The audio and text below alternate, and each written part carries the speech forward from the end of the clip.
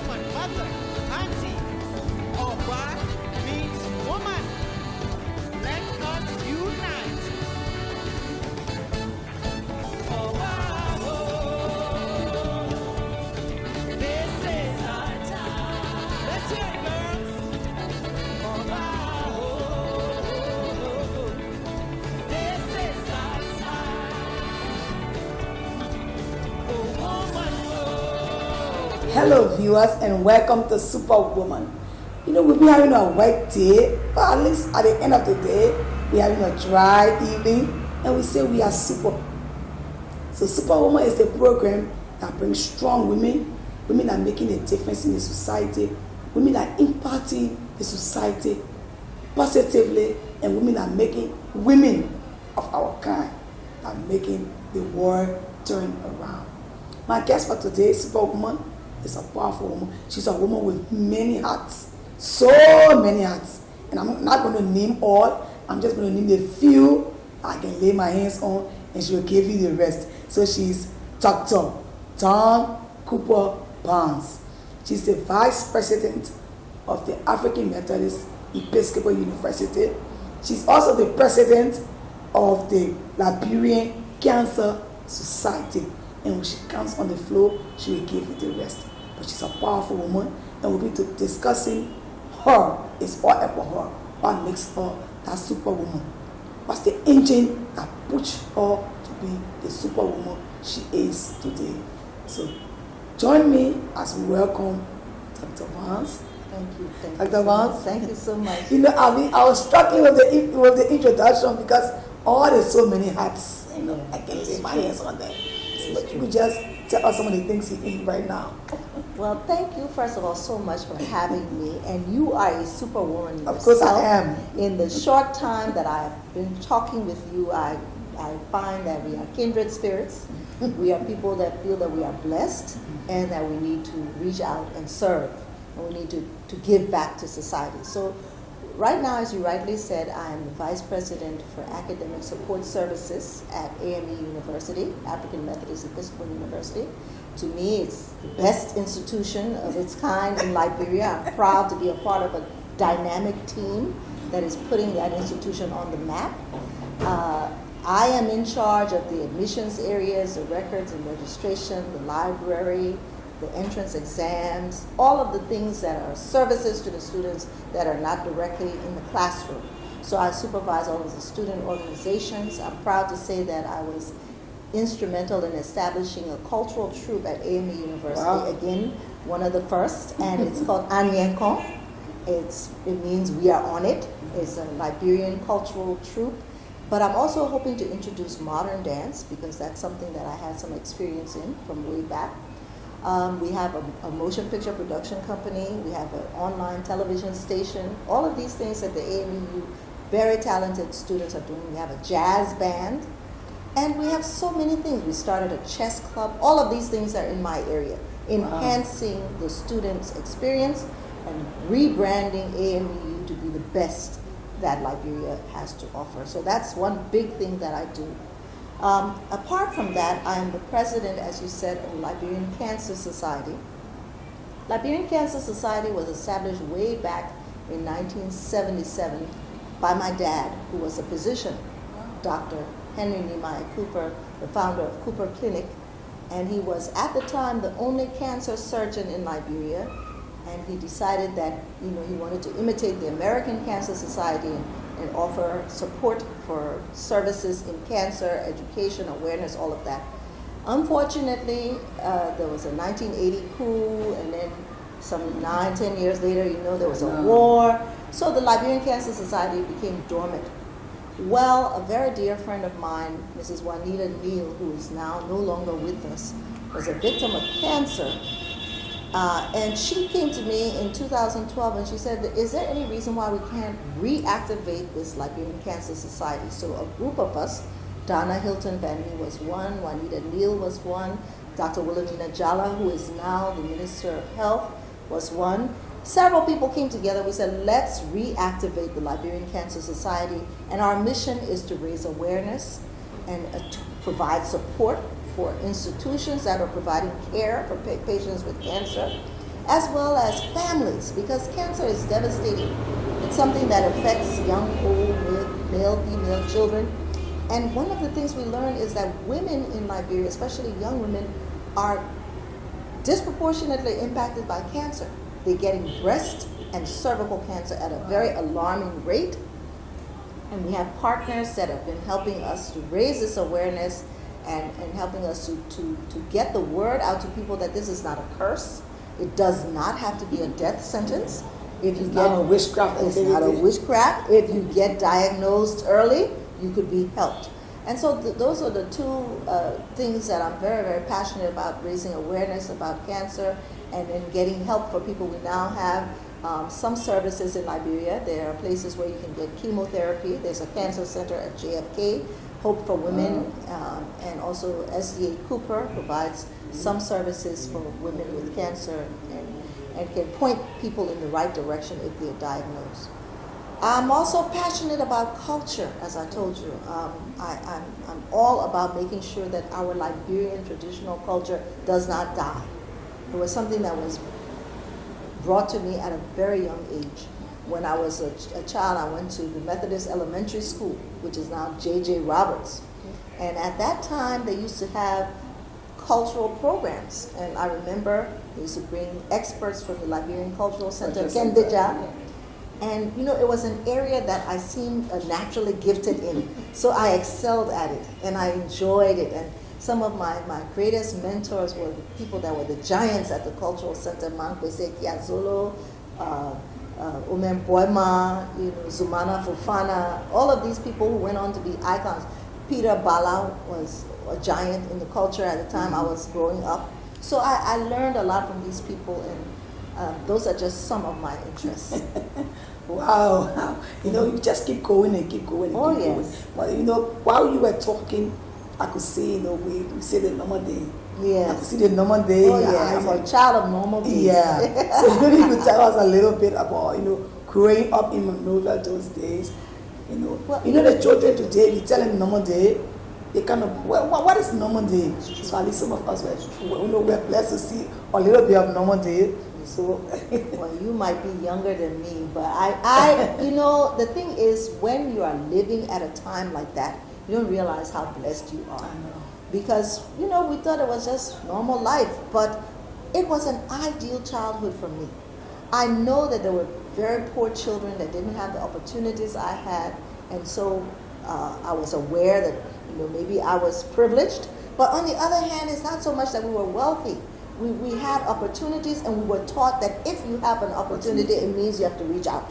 It means that you are responsible to help others. And so we grew up with that mentality. My grandmother was right here on Crown Hill, and she had, you know, Lyman say about 50 children in her house. She was raising everybody's children, her own nephews and nieces, her extended family, other people's children.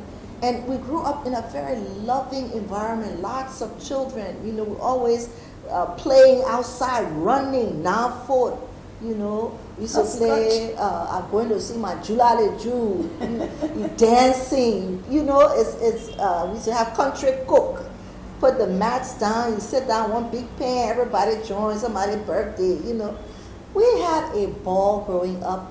I went away to school, but I was one of those who couldn't wait to graduate and come back home. Because we had such a wonderful life here. It was an extended family. Everyone, the one thing I used to be worried about is who am I going to marry, because everybody is my cousin, you know, because it's just a large extended family. So many pleasant memories of my childhood. Also realizing that, you know, especially because I was here and I experienced in a very personal way the 1980 coup. Many people that I knew were killed. You know, my uncles, my godfather, and, you know, my father was very close to the Tolbert family. So, you know, we were victims. And so I understood then that some people were very unhappy. And some people had not had what we had had.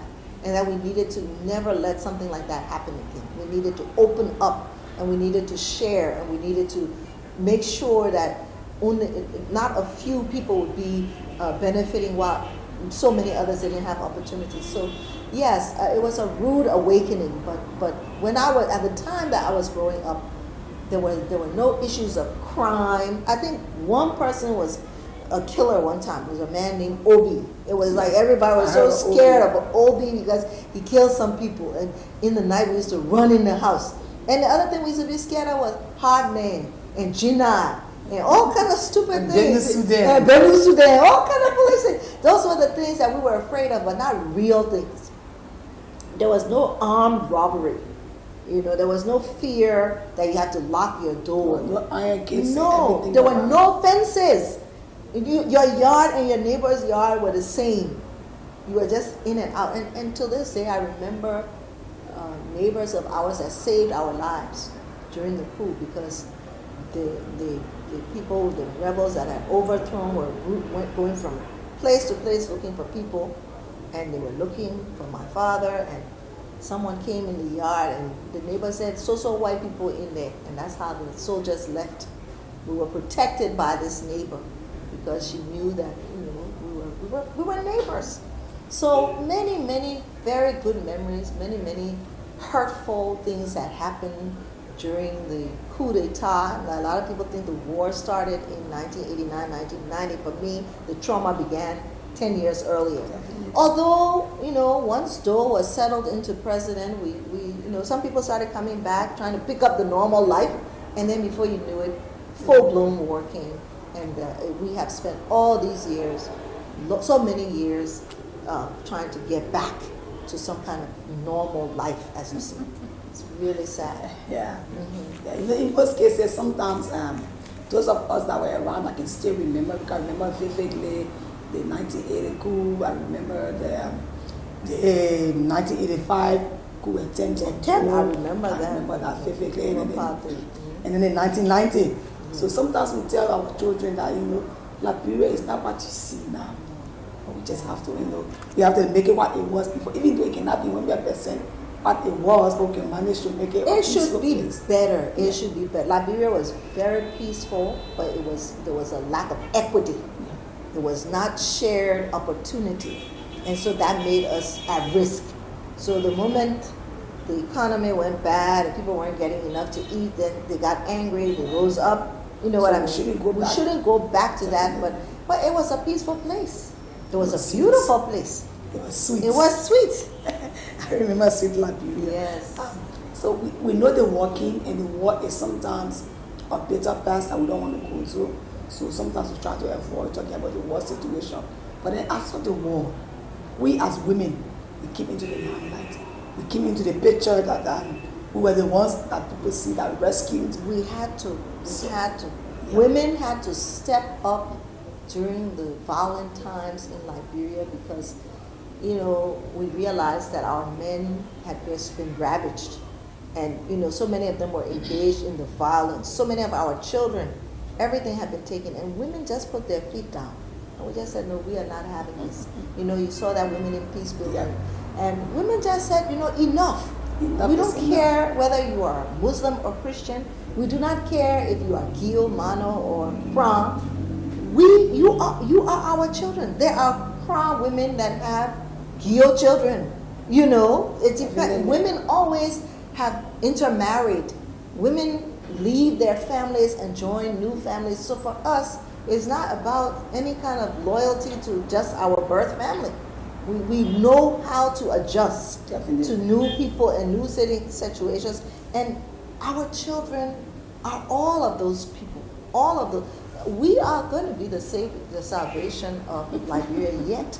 Mark my word. And it doesn't have to be in politics. Yeah. It can be just as But even if you look at the economy now, women are gradually taking over the economy. You found a lot of women in the marketplaces selling. I mean, contributing to the economy. You found a lot of them going to Nigeria, China. Oh, absolutely. The most vibrant part of the market. Because of Cancer Society, I recently interacted with the head of the Liberian Marketing Association, and she arranged for us to come into Raleigh-town and do free breast cancer screening on some of the marketeers, and then invited them from all over Montserrado County. I was amazed. These women, they are not lettered, some of them, but they understand the importance of taking care of their health. They are concerned about their children's welfare. They are concerned. These women are taking ownership of the future of the country because they are nurturing the children that will take over this country at some point. And they are strong and they are resilient. So I think our hope is in the women. It is. And definitely the women are going to rescue us. But let's talk a little bit about the strength, where you get the strength, and what we say your fallback position. Who gave you that? I mean, my faith is in my Creator, God. I mean, my rock is in my faith. But there have been people throughout my life that have been role models. I mentioned to you my grandmother. She was very feisty.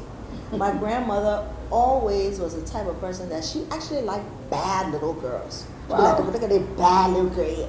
She would like that because what she knew is that this is a girl that will survive. If you were this is an easy, shy little girl, she would make you be bad. Go do. What are you doing? What are you sitting around here for? You think the boy's better than you? Go try. So my grandmother motivated. My mother was somebody that loved education, and she taught me this zest for just going to school and going to school. I mean, even when we moved to the States during the war years, and I went back to get my doctorate, it was my mother and my husband who said to me, "You will get this doctorate," because much of getting a doctorate is just tenacity. I mean, you just have to stick with it. It's very tempting to quit. But my mother was like, "No, you've come this far, you will do it." My husband was a very supportive husband. I must say that real men, they support their women. Definitely. And I'm very blessed to have a real man in my life. I've been married for 38 years, and I think he's a real man. So I'm happy to say that because I'm also the mother of 4 sons. So I'm definitely in favor of males too. But it's just that as a woman, and because I see in our society how girls are sometimes left behind, I want to step out and have them see strong women and not be intimidated and come forward and speak out and get their education and pursue their dreams. Definitely. And that's what strong women do. You look out there for the sisters that are in the back, and you watch their back and you bring them up. And that's the intent of this program. Right. So that's the intent of the program. And we really like if you could just slide a little bit in what you're doing with girls to bring them up. But before we do that, we'll take a very quick break, and we'll come back, go into your current activities and what you're doing to bring girls to the limelight. We'll take a very quick break.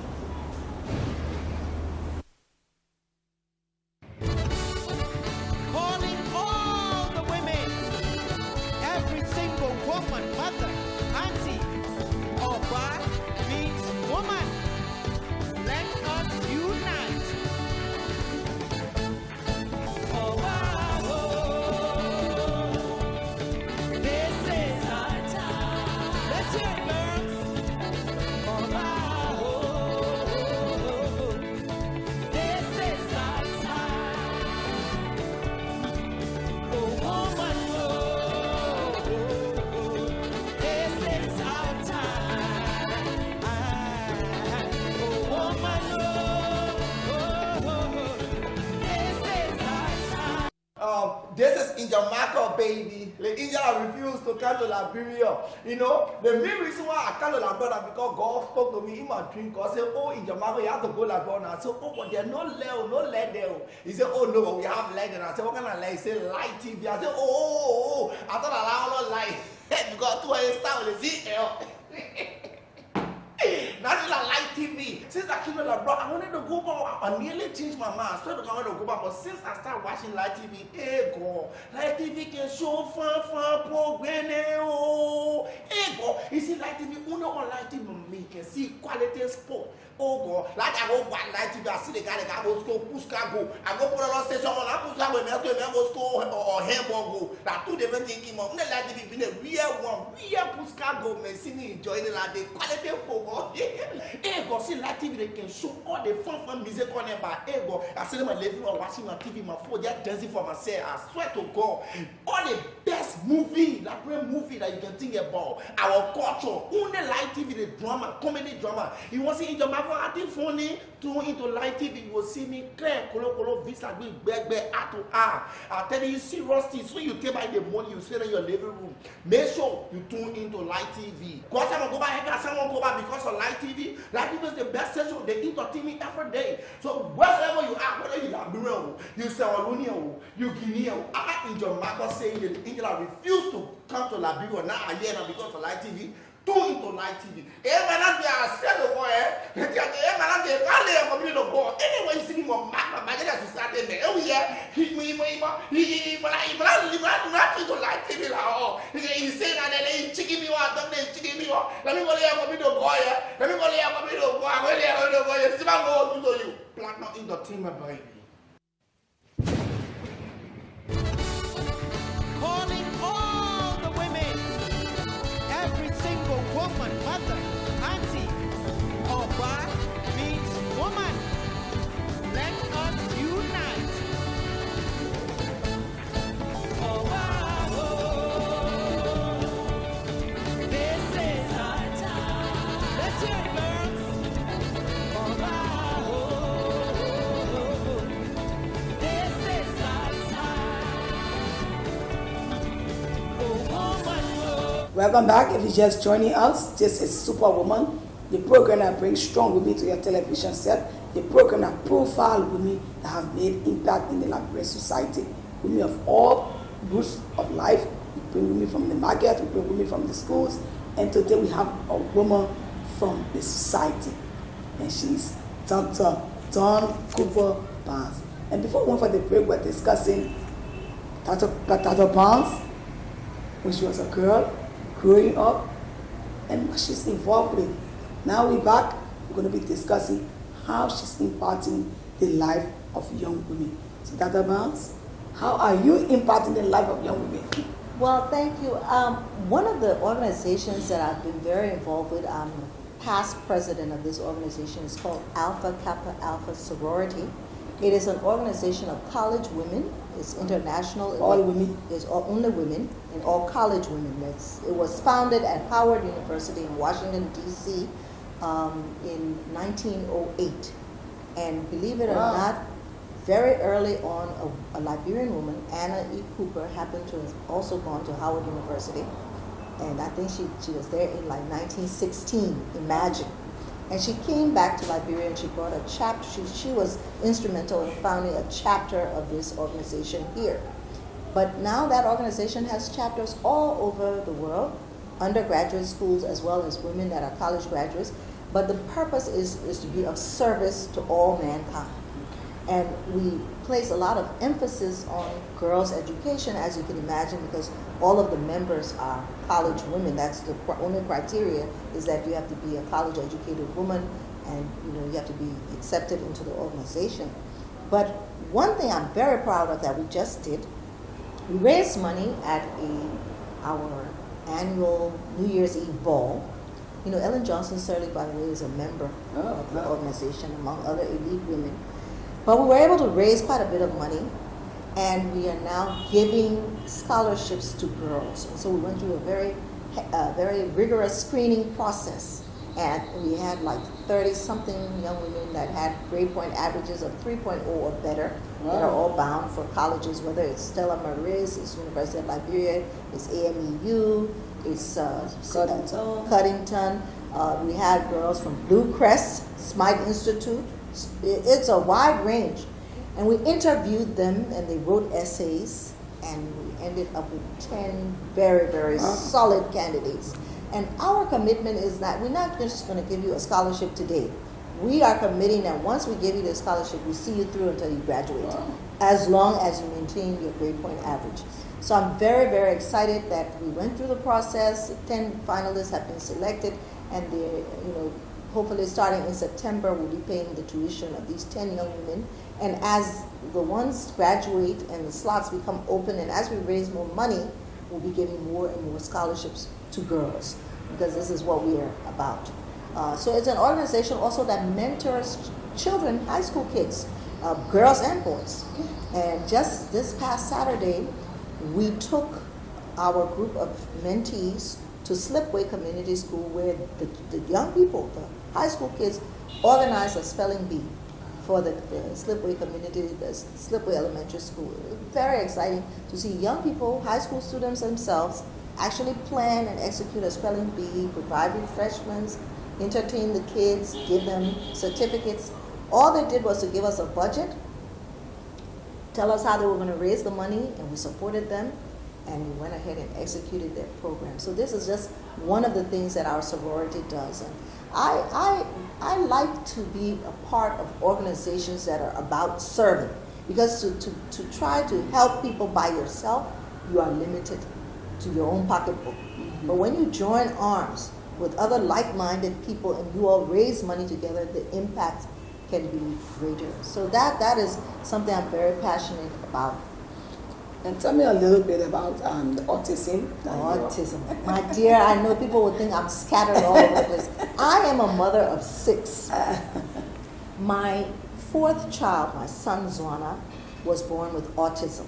So what is autism? Autism is a condition, is a neurological condition. It's a condition that affects the brain. People are not quite sure of how it happens, but they believe that it's genetic. And on the other hand, there's some environmental things that happen, maybe trauma at birth or whatever. I'm not sure how it happens, but it's getting to be very common. I think it's like 1 in 63 kids now in America is somewhere on the spectrum. So they can be severely impacted to the point where they are nonverbal and they have other medical issues, or to the point where they are actually able to speak, but they will never communicate easily. It's not natural for them. They have to be given a lot of speech therapy. And then they also have social problems. Many of them don't like being touched. They don't like loud sounds. They don't eat certain kinds of food. They have trouble controlling themselves, so they run up and down. Some of the early symptoms that you'll see is they don't make eye contact. And they repeat the same behavior over and over again and cannot be redirected. And they don't like to be playing and interacting with children. They rather play with objects, And then they also have some bad habits like banging their head or picking on themselves and injuring themselves. It can be very devastating as a mother or father, and to give birth to a child, and they look normal. And then as they grow up, when they get about 2 or 3 years old, you start to say, but why doesn't he talk? Why isn't she acting like the other children? And it's happening in Liberia, and it's heartbreaking because people don't know what it is. And even in the great United States, up until fairly recently, when children like that were born, they were locked away. Nobody saw them. My son, if you saw him, you would just feel so happy. He is well-adjusted, he's happy, but it's because we have massive intervention. He had speech therapy, he had behavior therapy. When he was much smaller, he would be standing on the table, putting things in his mouth, making loud sounds, running up and down.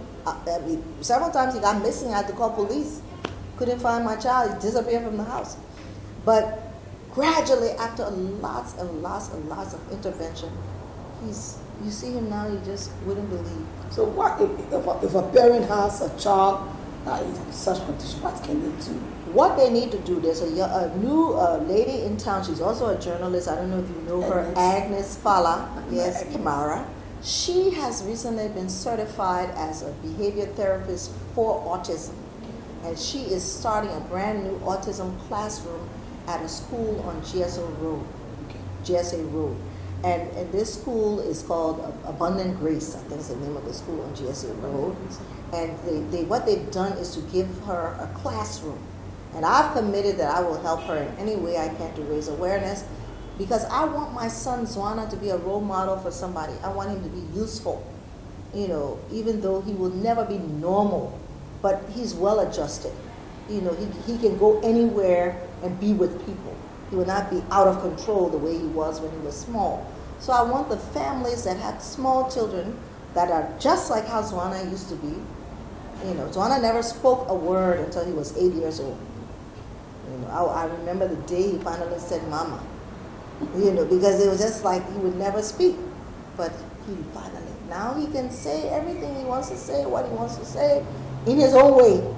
So I want him to be a role model, and I want to give back because I have been blessed that my child was quite severely affected by autism, but he was able to get help. It took a long time, but he's now able to do a lot of things independently. So I want to give that hope to people that have children like that. So with everything, everything just explain you into almost everything at the same time. How do you juggle your time? How do you manage? Every now and then, I just have to withdraw myself. And I'm getting ready to pull one of those. People don't realize it, but I'm getting burned out. Because it's hard to keep giving and giving. You have to, there's a saying that you have to water your own roots. If your roots are not watered, you cannot give food. You cannot grow and produce. So with me, it's to the point now where I need to step back and take care of myself for a while. But, I do that every so often. I go, and then I do like a retreat where I just go off and stay by myself for a while.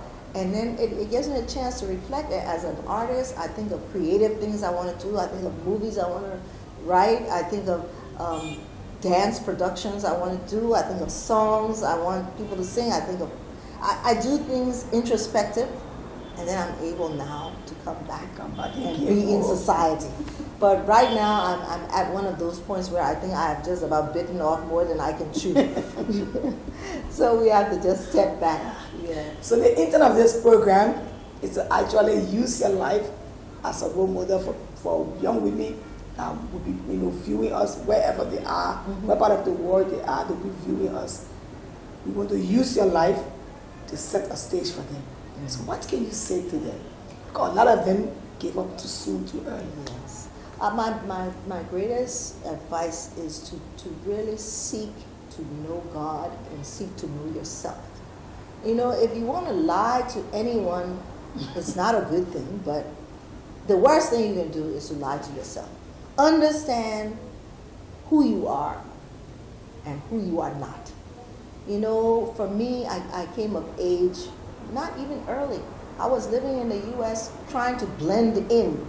It was only when I stepped out as an African woman and I just declared myself an African woman. I never wear European clothes. I used to wear lots of braids and things. And at that time it was not that common. Now everybody's wearing braids, and I stopped because I was doing my braids, they were not doing it. But anyway, I identified myself as a Liberian woman, and I was able to then feel comfortable. So you need to know who you are. I'm a mother. I don't care how many degrees I get. My greatest passion is children, young people, nurturing, families.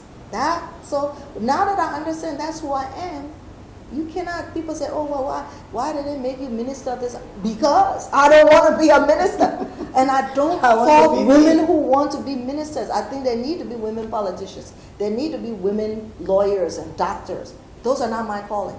My calling is with children and with family and with young adults. That's where I want to be engaged. And my calling is in the arts. So that's where I will stay. I won't fool myself to go somewhere where I don't fit in. And that's my advice. Be you. Be you. Embrace yourself. Love yourself. And we found a lot of young women lost determination too early. Especially, sometimes they try to blame it on the family. I get money to pay my school fee, and my mind is my body, all the long stories. And sometimes you try to help them. They're not going for the opportunities. Yeah. I know it's very easy when people see you successful, they think that you were just born like definitely. that. But let me tell you, there are people that have been born with a silver spoon, so to speak, in their mouth, and they have wasted the opportunity. And there have been people that were born in a ghetto or in a poor village, and they have risen to great heights. So obviously it has nothing to do with where you were born as to where you end up. Where you end up is from within. Where you end up has to do. I met a young lady, one of the people we interviewed that got a scholarship with this program I'm telling you about. She broke down in tears, but she was telling me that she lost both of her parents. And she is putting herself through school, selling bitter ball, pepper, things like that in the market. She goes in the market, she sells, and then she takes herself to school. and she's paying her own school fees, as she said. She also does hair braiding. She does other things. And she said now she's trying to help her younger sibling. And they have raised themselves. You know, they're children that became orphans. And they have raised themselves. Now, if that little girl can end up in a university and now she has a full scholarship, God willing. For 3-point Yes. If she can do that, then I don't want to hear it from anybody. There's no excuse. Yes. There's no excuse for life. Yes. So, you know, as you viewing us and we following Dr. Barnes' life, again, we want you to pick up something from there. Pick up something that, again, she said, there is no excuse. There is no excuse for life because in life, you have to push yourself. So we wind down, coming to the close of this program. Is there anything I can ask you and you really want to say? Well, you were such a good interviewer. I mean, you know, and that's another woman thing. I mean, sometimes, not being bad about male journalists, but sometimes they call you on their show and they won't let you talk. Wow. They call you to their show to talk and then they talk. But women, you know, they tend to let you speak because we like to talk. They say we gossip. Yeah, but we like to talk. And as soon as I sat down with you, you started talking, I said, but tell me about yourself. You know, if that was a guy, you think they would talk about themselves? They would be like, you know. But no, I really appreciate being here. I'm very, very proud of women like you that are doing the right things, that are being positive role models, that are giving back. I think that girls and women should know that each one of you are very, very special. God has a plan for your life. You just need to embrace it. Definitely, God has a plan for your life. All you need to do is embrace it. And again, as we all say, there is no excuse. There is no excuse in life because your life is in your hand. And the way you put it forth, the way you receive it. So now, no matter where you come from and where you were born, the idea is that where you can carry yourself, and only you can carry yourself. And remember, you have to believe in yourself. This is how we come to today's program. I have been your host, Siaka Scott Johnson, and my guest has been Dr. Dawn Cooper Barnes, the woman with so many hats. And she's about to take a break. But it was good that we cracked up before she took a break. Thank you, Dr. Barnes, for coming. Thank you so much, and Siaka. thank you for viewing. Bye-bye. Bye.